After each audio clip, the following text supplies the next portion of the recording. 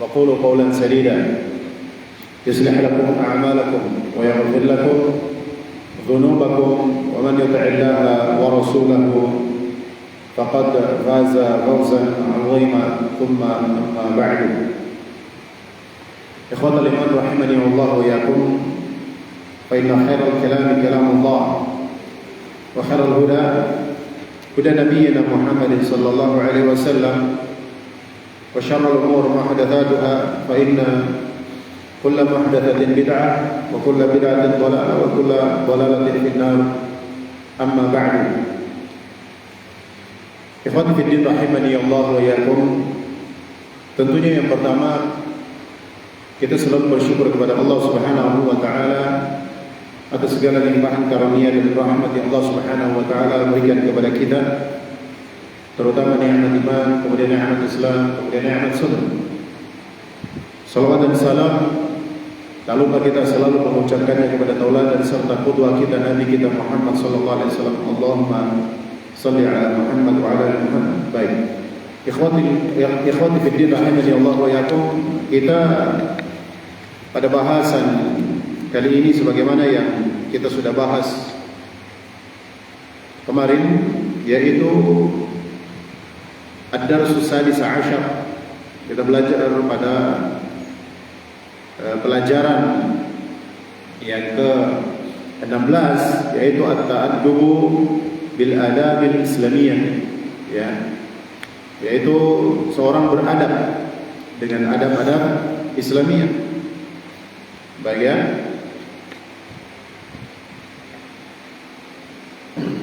Adab itu dia lebih kepada tata dan pola serta cara hidup ataupun beraktivitas berdasarkan syariat Islam. Allahu a'lam bishawab. Makanya pembahasannya kan contoh seperti adab, ya, masuk WC, adab, ya, adab buang hajat, adab masuk rumah dan keluar dari rumah, ya, adab ketika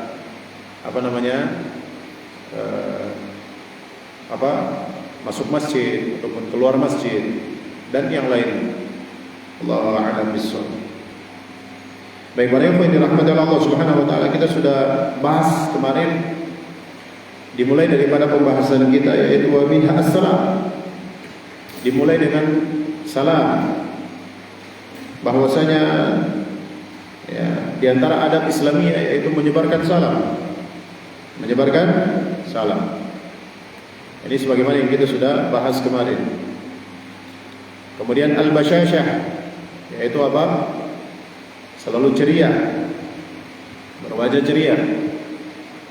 Bi'ayalqal muslimu akhahu bil wajhi at-taliq, yaitu dengan dia bertemu dengan saudara muslimnya dengan wajah yang ceria.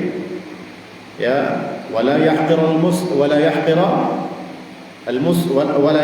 muslimu ya minal ma'rufi syai'. Begitu juga tidak meremehkan satu kebaikan sedikit pun.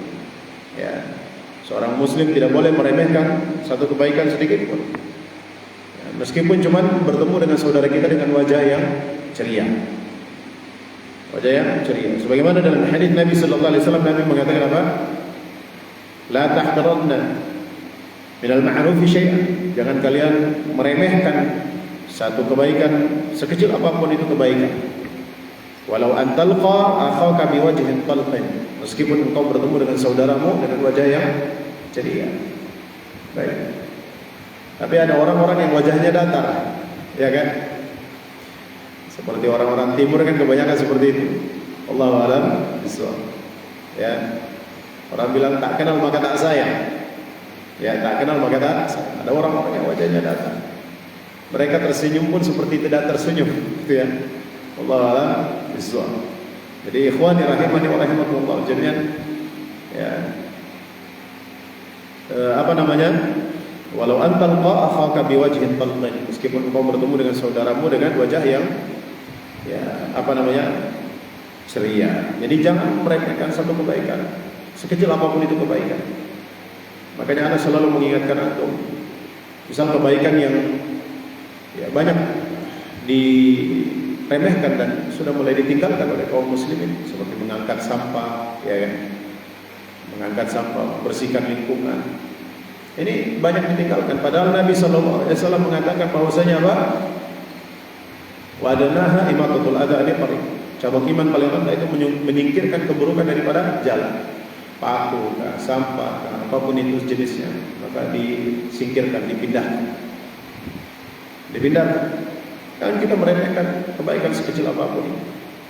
Bisa jadi daripada kebaikan yang kecil itu Allah Subhanahu wa taala beratkan timbangan kebaikan kita. Bukankah gunung itu dia terbentuk daripada kerikil-kerikil yang kecil? Ya. Allahu a'lam bishawab. Jadi jangan meremehkan satu kebaikan sekecil apapun itu. Jangan.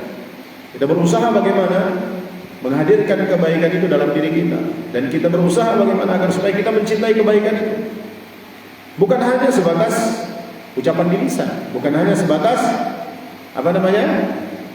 kalimat manis yang teruntai di dalam lisan kita, bukan. Tapi kita betul-betul merealisasikan dalam bentuk perbuatan kita, kita menghadirkan kebaikan itu dalam aktivitas kita. Ya, orang kadang kita dapatkan ada orang-orang yang mereka mengatakan, ya kita harus berusaha beramal melakukan kebaikan, tapi lihat mereka ketika melihat sampah di lingkungan, mereka biasa-biasa saja. Ya. Padahal mereka sering membaca hadis Nabi Sallallahu Alaihi Wasallam apa? Hadis Nabi Sallallahu Alaihi Wasallam, ya bahwasanya apa? Wadanaha imatatul adani tariq, dan yang paling rendah daripada cabang keimanan itu menyingkirkan keburukan dari jalan. Mereka juga sering membaca hadis ini. La tahqiranna minal ma'rufi syai'an. Jangan kamu meremehkan sekecil apapun itu daripada satu kebaikan. Walau an talqa akhaka biwajhin talqin, meskipun engkau mendapati saudaramu dengan wajah yang ceria. Atau misal antum dapat sampah di jalan, angkat, jangan meremehkan itu. Banyak orang yang membaca hadis vokal, ya kan, menyampaikan satu kebaikan, tapi secara perbuatan tidak pernah mereka buktikan. Nah, ini muskilah. Inilah yang kemudian menjadikan dakwah ini hilang keberkahan. Inilah yang menjadikan dakwah ini hilang keberkahan. Inilah yang menjadikan kemudian orang-orang itu ya mencela din yang mulia. Disebabkan kenapa? Karena ada bagian daripada orang-orang yang kemudian mereka itu vokal menyampaikan kebaikan. Kita harus bersegera dalam kebaikan. Tapi masjid kotor tidak mereka pedulikan, ya kan? Ada seperti itu. Sampah di mana-mana tidak mereka angkat, ya kan? Ya. Dan sebagainya. Nah, ini perlu kita ya muhasabah diri kita. Sampai di mana tingkat ya pengamalan kita terhadap satu kebaikan. Nah, di antara kebaikan yang perlu kita hadirkan adalah al-basyasyah. Itu adab yang harus kita hadirkan, al-basyasyah. Yaitu al-basyasyah, yaitu engkau bertemu dengan saudaramu dengan apa? Wajah yang ceria. Wallahu a'lam bishawab. Ya, kita berusaha bagaimana untuk menghadirkan dengan wajah yang ceria. Wallahu a'lam bishawab. Baik. Kemudian kata Syekh bin Baz rahimahullah, wal aklu bil yamini wasyurbu ya biha, makan dengan tangan kanan dan minum dengan tangan kanan. Hadhihi kulluha min adabil akli wasyurbi. Ini semua termasuk daripada adab makan dan minum. Fala ya'kulul muslimu wa la yashrabu illa bi yaminihi. Seorang muslim tak boleh makan, tak boleh minum kecuali dengan tangan kanan. Ini di antara adab. Makan, minum dengan tangan kanan. Dan Nabi kita qad nahan Nabi sallallahu alaihi wasallam 'anil akli wasyurbi bishimal. Ya. Nabi sallallahu alaihi wasallam, beliau sallallahu alaihi wasallam sudah melarang kita untuk makan dengan tangan kiri, tidak boleh. Dan beliau sallallahu alaihi wasallam qad akhbara anna syaitana, beliau sallallahu alaihi wasallam sudah mengabarkan bahwasanya syaitan itu yakulu bishimali wa yashrabu bishimalihi. Syaitan itu makan dengan tangan kirinya dan minum dengan tangan kirinya. Wa may ya'kul bishimalihi fa huwa mutasyabbihun bisyaitan. Maka barang siapa yang dia makan dengan tangan kiri, sungguh dia sedang bertasyabbuh, menyerupai syaitan. Dia menyerupai siapa? Syaitan. Jadi para ikhwan yang dirahmati Allah Subhanahu wa taala, kita berusaha bagaimana? Ya. Baik, para ikhwan yang dirahmati Allah Subhanahu wa taala, maka kita berusaha untuk menghadirkan kebaikan itu dalam diri kita. Ya, meskipun sekecil apapun itu kebaikan. Jadi jangan meremehkan satu kebaikan sekecil apapun itu kebaikan. Ya, sekecil apapun itu. Wallahu a'lam bishawab. Baik. Kemudian para ikhwan yang dirahmati Allah Subhanahu wa taala,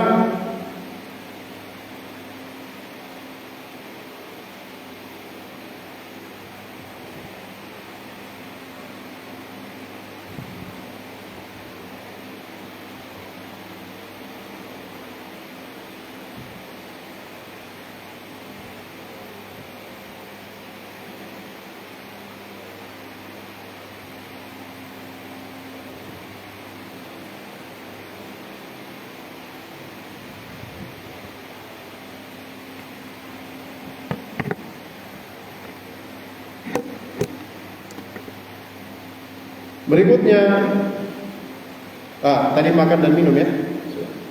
Kemudian qala rahimahullah wa tasmiyatu 'inda al-ibtida', ya, walhamdu 'inda al-faragh, yaitu membaca bismillah ketika memulai makan dan minum, serta mengucapkan alhamdulillah ketika sudah selesai daripada makan dan minum. Ya, selesai daripada makan dan minum. Min adabil akli, termasuk daripada adab makan, ayyusammiya fi awwalihi, maka dia membaca bismillah atau dia membaca ya tasmiyah, dia mengucapkan tasmiyah di awal daripada makannya dia, sebagaimana yang disebutkan dalam hadis ketika Nabi mengatakan, ya ghulam samillah wa kul bi yaminik wa kul mimma yalik, wahai anak, makanlah dengan apa? Mengucapkan apa? Nama apa? Mulailah makan dengan apa? Mengucapkan nama bismillah. Ya, samillah.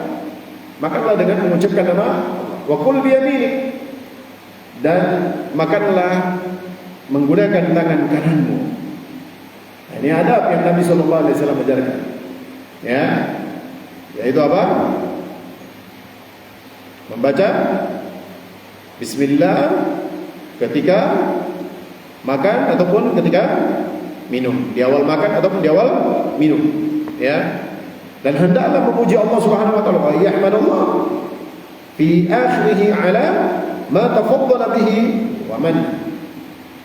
Maka hendaklah dia memuji Allah Subhanahu wa taala di akhir daripada makan dan minumnya pada apa yang Allah Subhanahu wa taala telah karuniakan kepadanya. Ya Allah karuniakan kepada kita nikmat yang begitu banyak. Nikmat yang begitu banyak. Maka kita hendaklah selalu memuji Allah Subhanahu wa taala. Kita memuji Allah Subhanahu wa taala di akhir daripada kita menggunakan nikmat itu. Ya. Allah alam. Salah satunya adalah makan. Salah satunya adalah ketika kita makan, kita baca bismillah, dan di akhir daripada makan kita sudah selesai, maka hendaklah kita mengucapkan alhamdulillah, memuji Allah tabaraka wa taala atas nikmat yang kita peroleh. Kemudian kata Syekh Abdul Razak bin Abdul Muhsin Al-Badar, beliau mengatakan qala al-Imam Ahmad rahimahullah taala, berkata Imam Ahmad rahimahullah taala bahwasanya Imam Ahmad mengatakan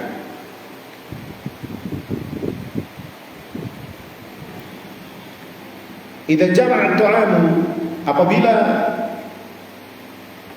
makanan itu mengumpulkan arba'an faqad kamula, jika makanan itu dia mengumpulkan 4 hal, dia mengumpulkan 4 hal atau 4 perkara, maka dia telah sempurna. maka dia telah sempurna, kata Imam Ahmad bin Hanbal rahimahullah ta'ala. Beliau mengatakan, idza dzukira Rasulullah, apabila di awal daripada makan itu seorang membaca atau menyebutkan nama Allah Subhanahu wa taala, diawali, ya, wa humidallahu fi akhirih, kemudian yang kedua dia menyanjung dan memuji Allah Subhanahu wa taala setelah dia selesai daripada makannya. Kemudian wa kathrat alaihi al-aidi, yaitu kata Imam Ahmad bin Hanbal rahimahullah ta'ala, banyaknya tangan yang ikut memakannya. Banyaknya tangan yang ikut makan, bukan makan sendiri, yang bersama. Makanya di antara sunnah Nabi SAW makan berapa ya? Nah, itu satu nampan. Jadi kita tidak makan sendiri, soal berbagi dan sebagainya. Makanya orang terasa sekali, ya, terasa sekali. Kita, misal kita makan sendiri, makan sampai 2 piring pun masih belum puas biasanya.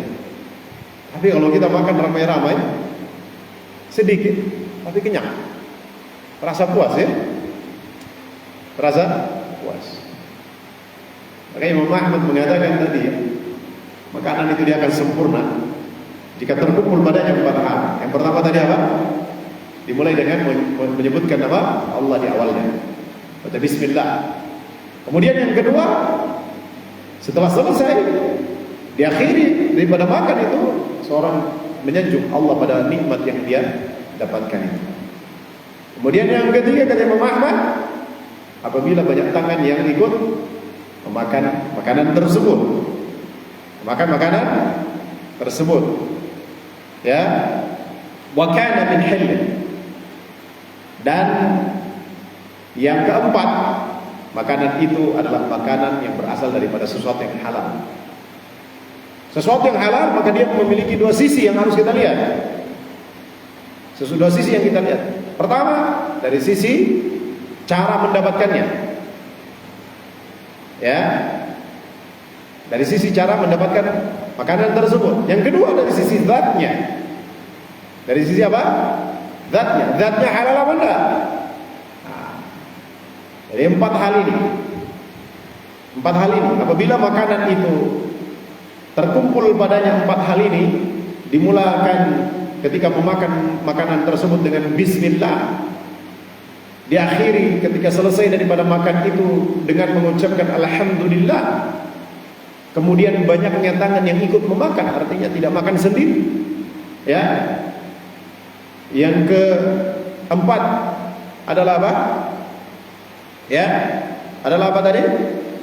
Dia berasal daripada sesuatu yang halal, baik dari sisi zatnya ataupun cara mendapatkan, bukan dengan cara riba, ya kan? Bukan cara menipu, korupsi, ya kan? Mencuri, ataupun zatnya bukan zat yang haram, daging babi, daging hewan buas, ya, bangkai dan sebagainya. Allah a'lam bishawab. Maka 4 hal ini kalau terkumpul padanya makanan, kalau apa, makanan itu mengumpulkan 4 hal ini, makanan yang kita makan itu mengumpulkan 4 hal ini, maka dia telah sempurna, ya, sempurna kebaikan badan. Wallahu a'lam bishawab. Baik, ya. Kemudian berkata ya Syekh bin Baz rahimahullah ta'ala, qal walhamdu ba'da al-utas, ya, wa tashmitul atis idza hamidallah. Kata Syekh bin Baz rahimahullah ta'ala, pada adab yang berikutnya, yaitu mendoakan orang yang bersin apabila mengucapkan alhamdulillah. Mengucapkan apa? Mendoakan orang yang bersin apabila dia apa? Ya, mengucapkan apa? Jadi ucapan alhamdulillah, ucapan apa? alhamdulillah bagi orang yang bersin, ucapan alhamdulillah bagi orang yang bersin, dan apa? Mendoakan orang yang bersin apabila dia mengucapkan alhamdulillah, atau dia memuji Allah, atau dia memuji Allah Subhanahu wa taala. Baik, para ikhwan yang dirahmati Allah Subhanahu wa taala, kata Syekh Abdul Razak bin Abdul Muhsin Al-Badar, sebagaimana riwayat daripada Abu Hurairah radhiyallahu taala anhu dari Nabi kita Muhammad sallallahu alaihi wasallam, Nabi kita bersabda, innallaha yuhibbul 'utas, bahwa sesungguhnya Allah Subhanahu wa taala menyukai bersin, wa yakrahu tatha'uba, dan Allah Subhanahu wa taala membenci menguap. Tatha'ub menguap. Ya. Allah Subhanahu wa taala membenci apa? Ya. Orang yang menguap, ya. Apa ya? Menguap. Kalau orang lain bilang menguap juga sama ya, menguap. Dan Allah membenci menguap, ya. Fa idza atasa fa'amil Allah, maka apabila seseorang dia bersin lalu dia memuji Allah Subhanahu wa taala, fa haqqu 'ala kulli muslimin sami'ahu ay yushammitahu, maka fahaqqun, maka di antara hak bagi setiap muslim yang telah mendengar orang tersebut dia mengucapkan alhamdulillah ketika dia bersin, maka dia mendoakannya. Dia mendoakannya, ya, dengan doa apa? Yarhamukallah, ya, yarhamukallah.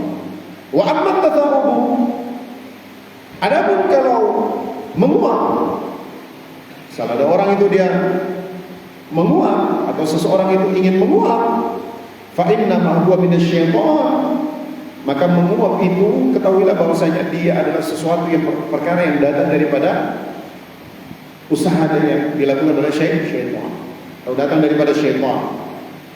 Ya, falyaruddahu mastata'a, maka kalau seorang dia nak menguap, usahalah untuk menolaknya, menahannya semampu dia, terutama di dalam sholat,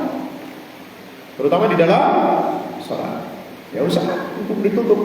Kalau seorang mau menguap, jangan dibuka, besar-besar, ada lain. Ini memberikan kesempatan syaitan untuk tertawa, ya. Wallahu a'lam bishawab. Maka Nabi SAW mengatakan falyaruddahu mastata'a, maka hendaklah dia menolak, berusaha menahan daripada menguap itu semampu dia. Jangan dia biarkan. Fa idza qal, apabila orang tersebut dia tidak menahannya dan dikeluar suara ketika dia menguap itu, dia bilang ha, kata Nabi SAW, ha, kata Nabi, maka ya syaitan, kata Nabi, dhahika minhu syaitan tertawa melihat apa yang dia lakukan itu, yaitu dia menguap. Dia menguap itu syaitan, ketika mendengar hal itu maka syaitan tertawa. Allahu a'lam bishawab. Maka kita harus berusaha bagaimana untuk menahan. Wal hikmah, adapun hikmah ini masya Allah, hikmah daripada anjuran ataupun sunnah Nabi SAW, adab ketika kita bersin lalu mengucapkan alhamdulillah, wal hikmatu fil hamdi 'indal 'utas. Adapun hikmah, yaitu ketika seorang bersin, disunnahkan bagi dia untuk mengucapkan alhamdulillah ketika dia bersin itu, annal 'atisa bahwa sesungguhnya orang yang bersin itu kama yaqulu Ibnul Qayyim, sebagaimana yang dikatakan oleh Imam Ibnul Qayyim Al-Jauziyah rahimahullah taala, hasala lahu bil utasi ni'matun wa manfa'atun bi khurujil abkhirati muhtaniqati fi dimaghihi. Kata Al-Imam Ibnul Qayyim Al-Jauziyah ketika menjelaskan perkara ini di dalam kitab Zadul Ma'ad, kata beliau bahwasanya orang yang dia bersin ketika dia sedang bersin itu, ketika dia bersin, ya, sesungguhnya orang yang dia ketika dia bersin, dia mendapatkan dengan bersinnya itu satu nikmat dan manfaat. Jadi ketika kita bersin itu ada nikmat dan manfaat dari sisi kesehatan. Makanya kita disunnahkan untuk apa? Mengucapkan alhamdulillah. Ya, ada nikmat, ada manfaat. Apa kata beliau? Bi khurujil abkhiratil muhtaniqati fi dimaghihi. Dengan keluarnya lendir, dahak yang tersimpan atau menutupi rongga-rongga yang ada di saluran otak besar. Yang ada di saluran otak besar. Makanya keluarnya dari sini ya. Karena hidung ini langsung ke otak ya, naik ke atas. Rongga-rongga di saluran otak besar. Otak besar di bagian depan ya. Ya, otak besarnya di bagian depan. Bukan di bagian belakang. Tapi otak besar itu di bagian depan. Maka dengan seorang dia bersin, kata Al-Imam Ibnul Qayyim rahimahullah ta'ala, maka akan terdapat padanya manfaat dan nikmat, yaitu keluarnya lendir ataupun dahak yang dia tersumbat atau tersimpan di rongga-rongga menuju otak besar. Masya Allah. Ini hikmah daripada bahwa ini di zaman Nabi SAW ini belum ada sains modern ini. Ya, belum ada sains modern. Perkembangan sains itu zaman kita sekarang. Abad 20, abad 21, ya kan? Itu baru perkembangannya besar-besar. Baru penelitian membuktikan itu. Jauh-jauh hari Nabi kita Muhammad SAW, ketika kita bersin dianjurkan untuk baca alhamdulillah, karena ketika kita bersin itu akan keluar lendir-lendir dahak-dahak yang menyumbat saluran menuju otak besar. Ya. Makanya kalau orang sudah pilek apa? Sakit kepala apa enggak? Sakit kepala, ya kan? Kenapa? Karena dahak menyumbat, sehingga apa? Oksigen masuk tidak sempurna otak. Kita kenapa? Kalau hidung kita tidak tersumbat, ini biasanya kalau kita tarik naik ke atas ya, plong kepala ya. Tapi kalau tersumbat sakit kepala. Ini masya Allah, ini luar biasa. Yang kenapa kita disunahkan untuk apa? Di antara ada ketika kita bersin, kita mengucapkan apa? Alhamdulillah. Allahu a'lam bishawab. Ya, kata Imam Ibnul Qayyim, allati law ya baqiyat fihi ahdatsat lahu adwaan ya asiratan. Kata Al-Imam Ibnul Qayyim Al-Jauziyah rahimahullah ta'ala, yang mana apabila lendir ataupun dahak-dahak ini dia terbiar, dia tidak keluar, maka akan menyebabkan penyakit-penyakit yang apa namanya?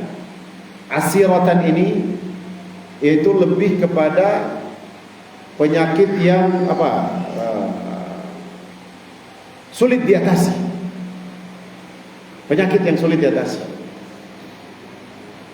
Ya. Sulit diatasi. Kalau Anda mau tanya itu, kalau sakit di perut, Ya, tapi kalau sakit di kepala kan lebih parah. Ya.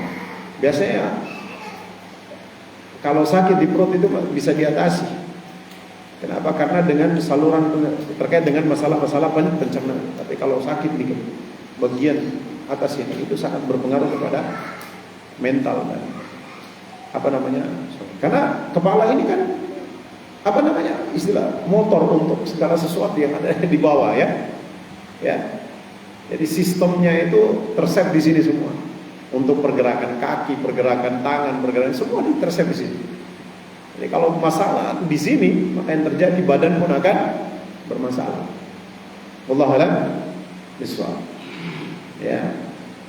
Makanya para ulama Ali bin Abi Thalib mempermisalkan sabaran itu ibarat kepala bagi puncak. Kesabaran itu puncak daripada keimanan. Ibarat tubuh, maka puncak iman itu adalah kepala. Kalau kepala tidak ada, tubuh tanpa kepala apa? Mati ya. Nah, begitulah ini. Manusia kalau punya permasalahan di bagian kepala, bagian atas, maka yang terjadi adalah akan menimbulkan permasalahan baik di kaki, di tangan, di kemaluan, di perut ataupun leher kepala. Allahu a'lam bishawab. Baik ya. Semoga Allah tabaraka wa taala menjaga kita semua. Baik, adzan dulu.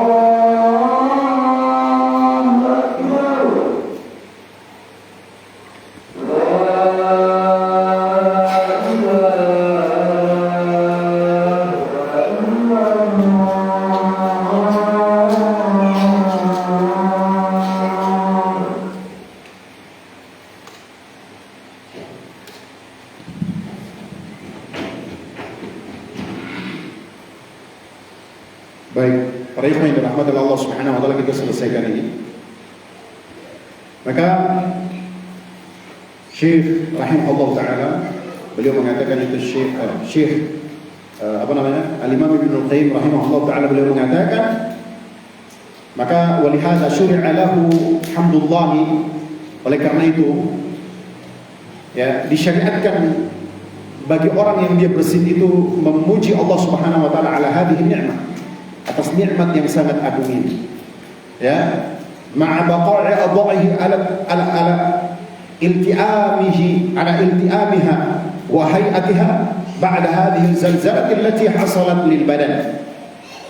Kata beliau, oleh karena oleh karena ini atau oleh karena itu disyariatkan bagi orang yang bersin itu untuk mengucapkan alhamdulillah atas nikmat yang sangat agung ini, ya, disertai dengan tetapnya anggota badan dia, ya, pada bentuknya setelah guncangan yang terjadi ketika dia sedang bersin.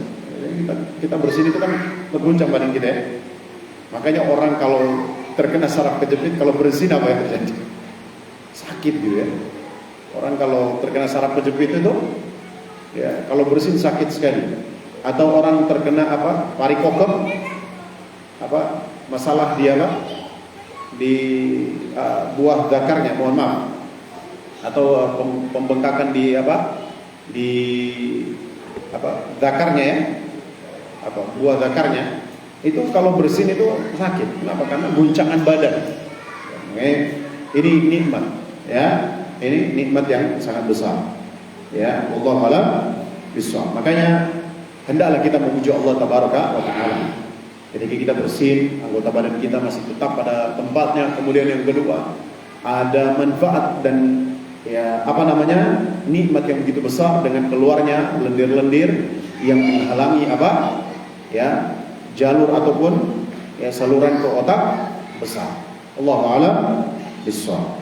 Maka para ikhwan yang dirahmati Allah Subhanahu wa taala, ya, itu diantara syariat ataupun adab ketika seorang itu dia bersin.